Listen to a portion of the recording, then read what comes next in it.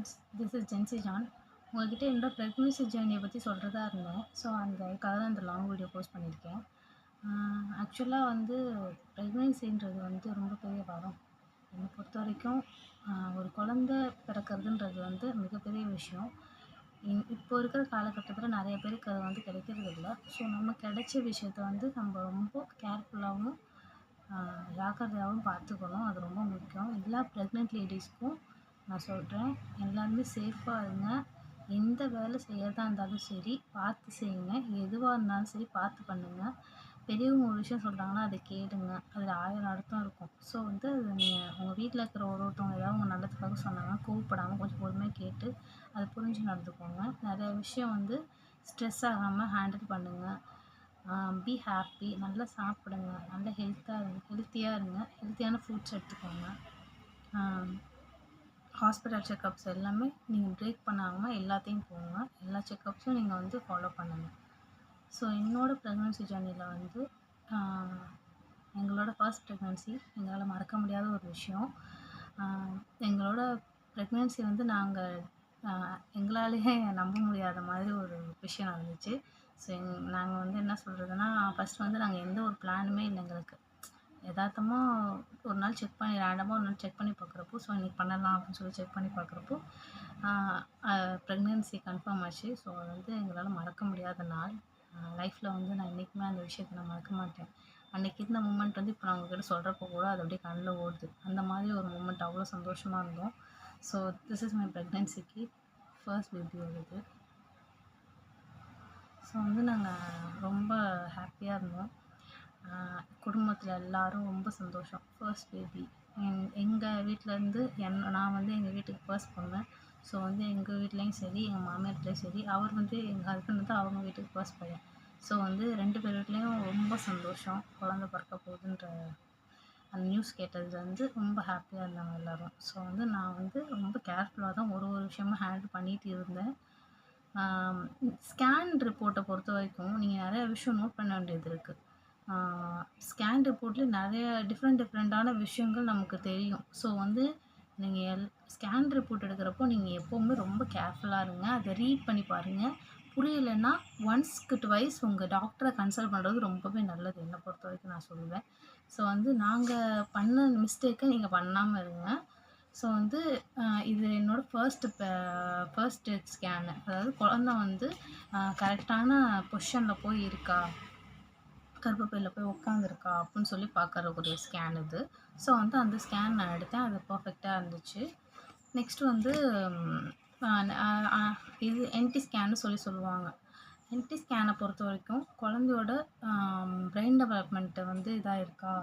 Next குழந்தைக்கு அந்த அதாவது மூளைக்கு பின்னாடி ஒரு லிக்விட் மாதிரி குழந்தை சேர்த்து வைக்கும்னு சொல்லுவாங்க. ஸோ அந்த லிக்விடோட லெவல் எவ்வளோ இருக்குது, கரெக்டாக இருக்கா, குழந்தைக்கு நோஸோட அந்த இது வளர்ந்துருக்கா, அதெல்லாம் பார்ப்பாங்க. இந்த ஸ்கேன் ரொம்ப ரொம்ப முக்கியமான ஸ்கேன். ஸோ என்டி ஸ்கேனை மிஸ் பண்ணிடாதீங்க. எல்லா மாமுக்கும் நான் சொல்கிறது ஒன்று தான், என்டி ஸ்கேனை மிஸ் பண்ணிடாதீங்க. கண்டிப்பாக எடுங்க. ஸ்கேன் தானே அப்படின்னு நீங்கள் அசால்ட்டாக இருக்காதீங்க. ஸோ மொத்தம் 4 ஸ்கேன் எடுக்க சொல்லுவாங்க. ஸோ இந்த 4 ஸ்கேனுமே நீங்கள் கன்ஃபார்ம் எடுத்தே ஆகணும். இந்த 4 ஸ்கேன் ரொம்ப முக்கியம். ஃபர்ஸ்ட் ஸ்கேன் நீங்கள் குழந்தை கரு எந்த இடத்துல தங்கியிருக்குன்றதை பார்க்குற scan. Next scan NT scan. NT scan ரொம்ப ரொம்ப குழந்தையோட டெவலப்மெண்ட்டை வாட்ச் பண்ணுற ஸ்கேன். ஸோ அது குறிப்பிட்ட வீக்ஸ்குள்ளார எடுக்க சொல்லுவாங்க. மேக்ஸிமம் 13 வீக்ஸ்குள்ளார எடுக்கணும். ஸோ அதுக்குள்ளார உங்கள் டாக்டர் சொல்கிற டேட்குள்ளார நீங்கள் எவ்வளோ சீக்கிரம் முடியுமோ அவ்வளோ சீக்கிரம் எடுங்க. அது ரொம்ப முக்கியமான ஒரு ஸ்கேன். நெக்ஸ்ட்டு அஸ் யூஷுவல் இந்த ஸ்கேன்னு சொல்லுவாங்க.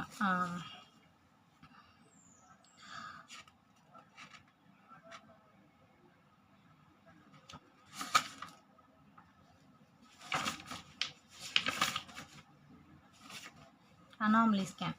ஸோ அனாமலி ஸ்கேன் ரொம்ப முக்கியம்.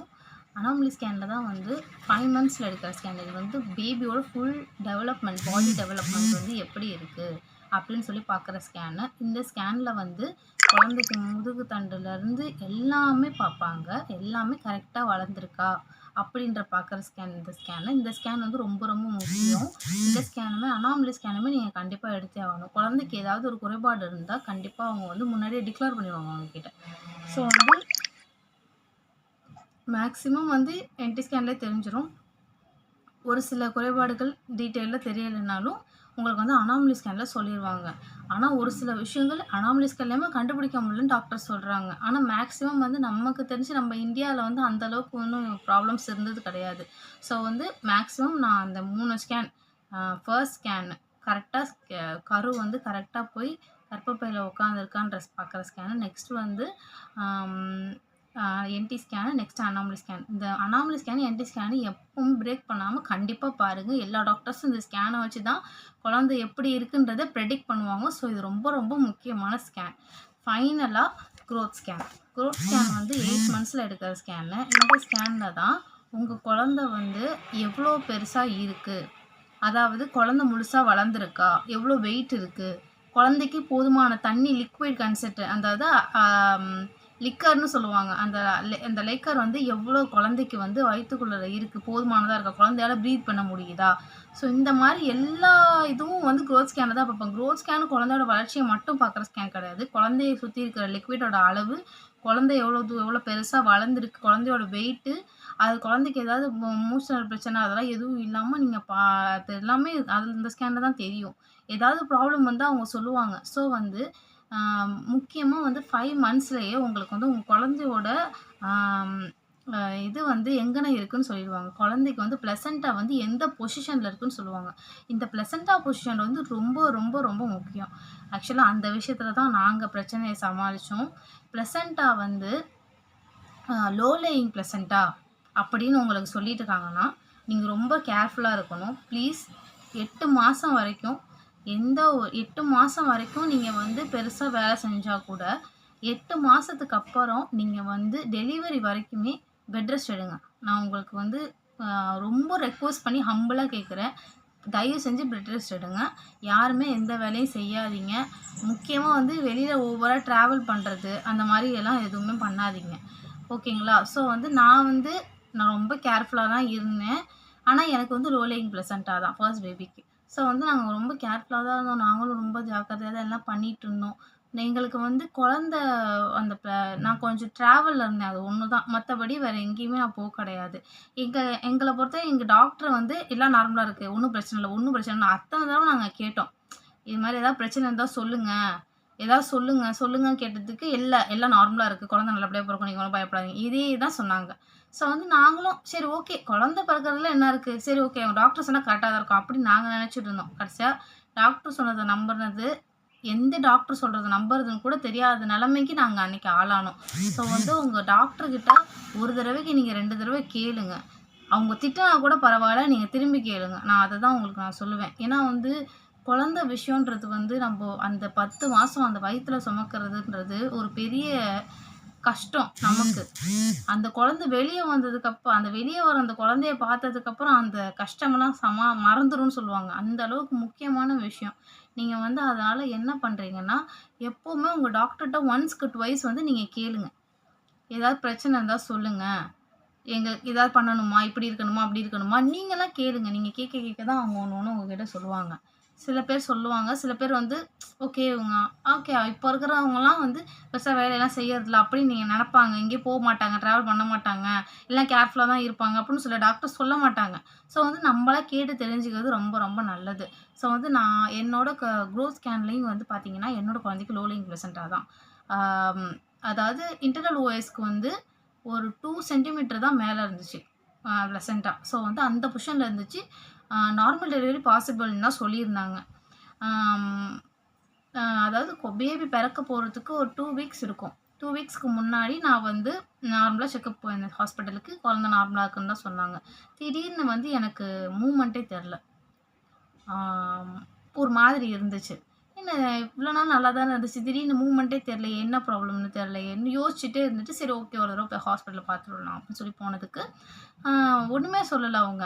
ஓகே பார்த்துட்டு ஹார்ட் பீட்லாம் இருக்குது குழந்தைக்கு, ஒன்றும் பிரச்சனை இல்லை, நீங்கள் வந்து ஜிஹெச் போங்க அப்படின்னு சொன்னாங்க. சரி ஓகே அப்படின்னு சொல்லிட்டு நாங்களும் ஜிஹெச்சுக்கு போனோம். அப்போது எங்களுக்கு ரொம்ப பயமாக தான் இருந்துச்சு, என்ன ஆக போதோ, ஆண்டவரே நல்லபடியாக குழந்தை பிறக்கணும் அப்படின்னு சொல்லிட்டு நாங்கள் வேண்டிகிட்டே தான் போனோம். ஓகே ஜிஹெச்சுக்கு போனதுக்கப்புறம் ஜிஹெச்சில் என்ன சொன்னாங்கன்னா, அங்கே தான் எங்களுக்கு பெரிய ஏமாற்றமே இருந்துச்சு. நாங்கள் நினச்சி கூட பார்க்கல இப்படி ஒரு விஷயம் எங்கள் லைஃப்பில் நடக்கும்னு. அந்தளவுக்கு ஒரு பெரிய விஷயம் நடந்துருச்சு. ஆ 10 மாசம் வயித்துல வச்சிருந்த குழந்தைய வயித்துல இறந்து போச்சுன்னு சொன்னாங்க.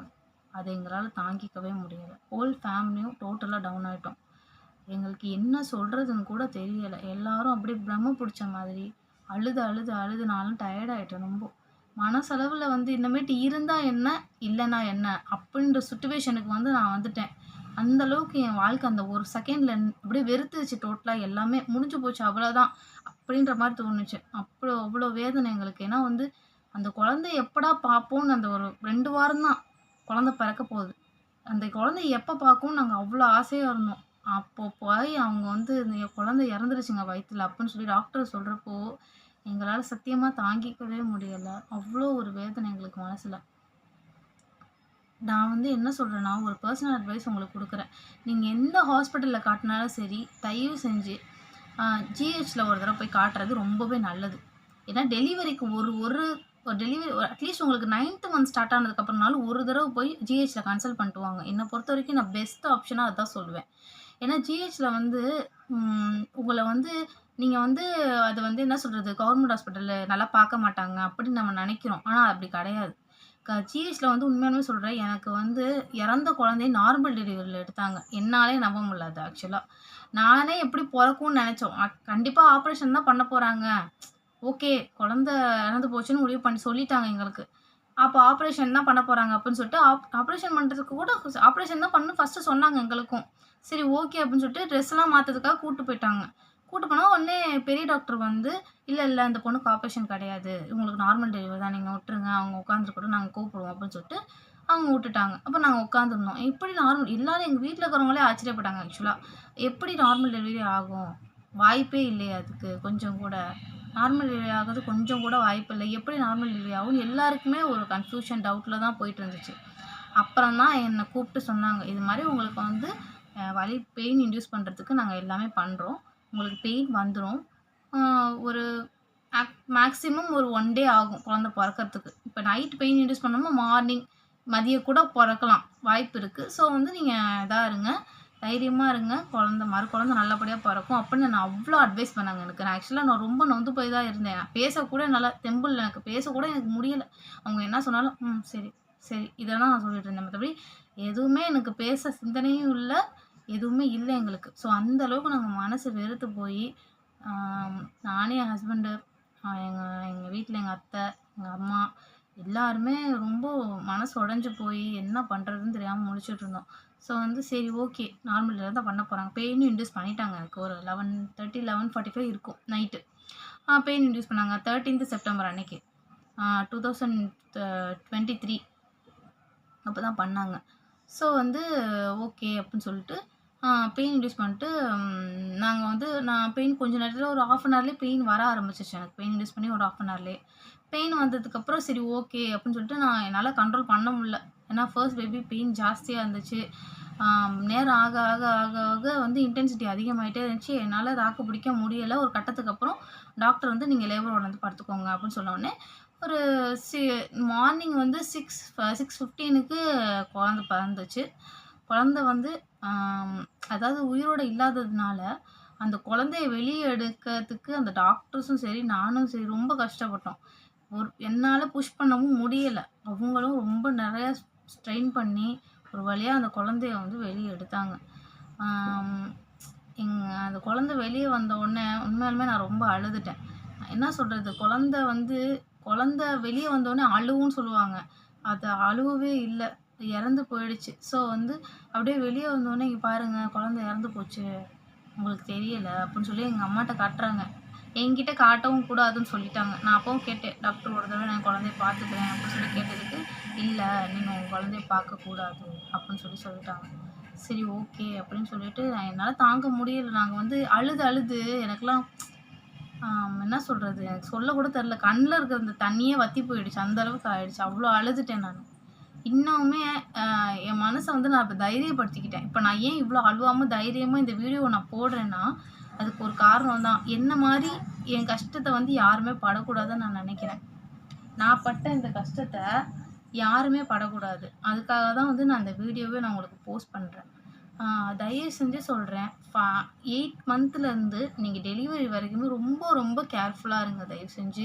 லோ லேயிங் பிளசன்ட் ஆனா பெட் ரெஸ்ட் எடுங்க. நான் உங்களுக்கு கைண்டா அட்வைஸ் பண்ற ஒரே ஒரு விஷயம் பெட் ரெஸ்ட் எடுங்க. நீங்க எந்த வேலையுமே செய்யணும். எங்கேயும் மெயினா போக வேண்டாம். ஹாஸ்பிட்டலுக்கு போங்க, வீட்டுக்கு வாங்க. அதுவும் ஒரு சேஃபா ஒரு ஆட்டோல பொறுமையா போயிட்டு, அந்த ஆட்டோ டிரைவர் கூட சொல்லிருங்க. பொறுமையா போங்கிட்டு பொறுமையா வாங்க. ஒண்ணும் அவசரம் இல்ல. நீங்க அ உங்களுக்கு வந்து மத்த விஷயத்த பார்க்குறப்போ, இந்த குழந்தை விஷயத்துல நீங்க ரொம்ப, ரொம்ப பொறுமையா தான் இருக்கணும். ஸோ வந்து பொறுமையா போயிட்டு பொறுமையா வாங்க. அ என்னோட குழந்தை வந்து ட்ராவல் பண்ணா நான் இந்த அதாவது ஆக்சுவலா என்ன சொன்னா, அடிக்கடி நான் கோயிலுக்கு போவேன். எனக்கு வந்து கோயிலுக்கு போறதுனா ரொம்ப பிடிக்கும். ஸோ வந்து சர்ச்சுக்கு அடிக்கடி போவேன் நானு. அந்த மாரி போயிட்டு அப்பப்ப நாங்க வண்டியில போயிட்டு வந்துட்டுருந்தோம். ஸோ வந்து டெலிவரி வரைக்குமே. டெலிவரி நான் 3 செப்டம்பர் 14 அன்னைக்கு குழந்தை பிறந்துச்சு. ஸோ 14 அந்த 14க்கு முன்னாடி வீக் சண்டே கூட நான் வண்டியில போயிட்டு வந்தேன். ஸோ என்னோட குழந்தைக்கு வந்து கொடி சுத்திடுச்சு அவ உடம்புல. ஸோ வந்து அந்த கொடி சுத்துனதுனால தான் குழந்தை மூச்சு திணறல் இல்லாம இறந்து போச்சே தவிர்த்து, மத்த எந்த பிரச்சனையுமே என் குழந்தைக்கு கிடையாது. எல்லாமே ஹெல்தியா நார்மலா இருந்துச்சு குழந்தை. மூச்சு திணறல் ஆயி தான் என் குழந்தை இறந்து போச்சு. ஸோ இந்த ஒரு விஷயம் தான் என் குழந்தைக்கு ஆனது. அதனால வந்து ஸோ வந்து அதனால இந்த ஒரு விஷயம் தான் டாக்டர் சொன்னாங்க என்கிட்ட. மத்தபடி வேற எந்த பிரச்சனையும் எனக்கு கிடையாது. எங்க வீட்ல எனக்கு கேர்ஃபுல்லா இருங்க. ஸோ என்னோட இது வந்து என்னன்னா, குழந்தை கொடி சுத்தி இருந்துச்சு. ஸோ இது ஒரு ரீசன்னால தான் என் குழந்தை இறந்து போச்சு. மத்தபடி எங்க வீட்ல வந்து வேலை செஞ்சதுனாலயோ, இல்ல வேற எந்த ரீசன்னாலயும் கிடையாது. நான் வந்து எப்பவும் போல நார்மலா தான் இருந்தேன். நான் பெருசா வேலையெல்லாம் செய்ய மாட்டேன். எங்க வீட்ல இருக்கிறவங்க நல்லா தான் பார்த்துக்கிட்டாங்க என்ன.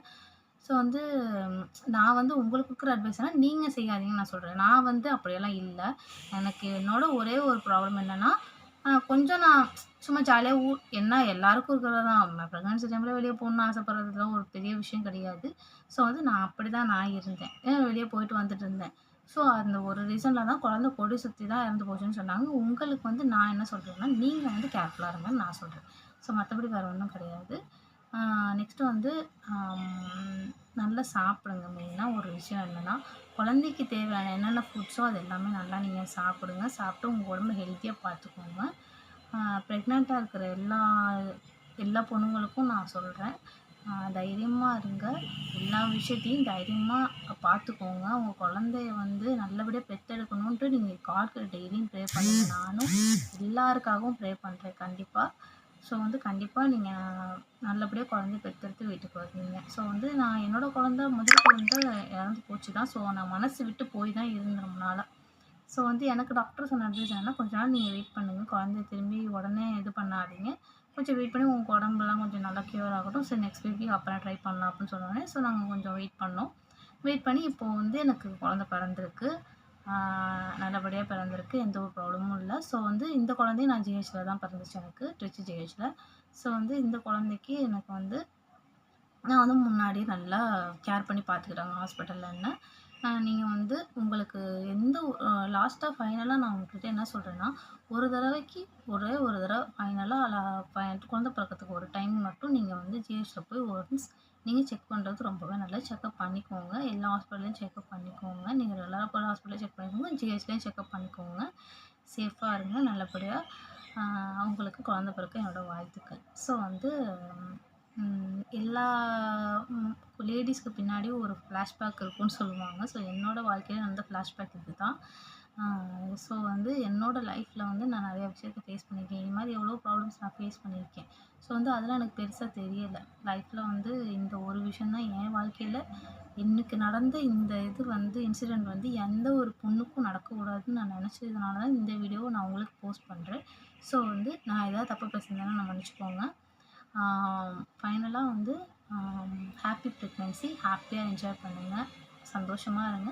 சேஃபாவும் இருங்க. அலர்ட்டா இருங்க. நான் மெயினா சொல்றது என்னன்னா, அலர்ட்டா இருங்க. நீங்க வந்து எப்போ எது என்ன எத்தனை தடவை கேட்டாலும் தப்பு கிடையாது. டாக்டர்ஸ்ட்ட எத்தனை தடவை கன்சல்ட் பண்ணா உங்களுக்கு ஒரு டவுட் உங்க உடம்புல சேஞ்சஸ் நடக்குது உங்களுக்கு மட்டும் தான் தெரியும். ஸோ உங்களுக்கு என்ன டவுட்னாலும் சரி, நீங்க ஒன்ஸ்க்கு ட்வைஸ் உங்க டாக்டர கன்சல்ட் பண்ணுங்க. கண்டிப்பா அவங்க உங்களுக்கு கிளாரிஃபை பண்ணுவாங்க. ஸோ தேங்க் யூ ஃபார் வாட்சிங்.